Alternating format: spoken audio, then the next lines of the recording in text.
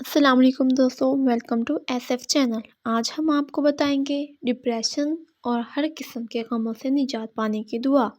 جی ناظرین، ڈپریشن انسان کا دشمن ہے، ایک ایسا مرض جو انسان کی زندگی پر براہ راست اثر انداز ہوتا ہے، جس کی وجہ سے ڈپریشن کے مریض لوگ آسان کام کو بھی مشکل سے انجام دے پاتے ہیں۔ ان تباہ کن اثرات کی وجہ سے ڈپریشن کا مرض پوری دنیا میں ایک فیشن کی طرح پھیلتا جا رہا ہے، جس کا نہ تو کوئی مداوع ہے اور نہ ہی کوئی ازالہ۔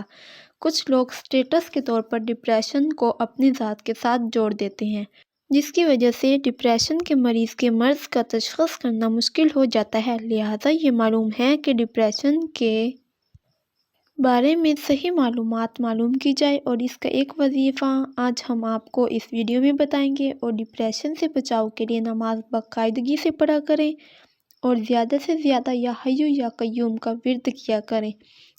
حضور صلی اللہ علیہ وسلم درگزر سے کام لیتے تھے، اور مہربانی آپ بھی درگزر سے کام لیا کریں، دوسروں کی رائے کا احترام کریں، زندگی میں میانہ روی اختیار کریں، انا کے خول سے باہر آئیں اور مثبت طرز عمل اپنائیں، اور جھوٹ اور غیبت سے بچیں۔ تو آج کا ہمارا وظیفہ یہ ہے جو آج ہم آپ کو دعا بتائیں گے۔ لا الہ الا انت سبحانک انی کنت من الظالمین۔ جو غمگین لوگ ہیں، ڈپریشن کے مریض ہیں، وہ اس دعا کو ضرور آزمائیں، اس دعا کا زیادہ سے زیادہ ورد کیا کریں۔ تو آج ہم نے آپ کو جو وظیفہ بتایا ہے، اس کو کثرت اور باقاعدگی سے پڑھا کریں۔ انشاءاللہ اللہ پر یقین رکھیں، سب کچھ بہتر ہو جائے گا۔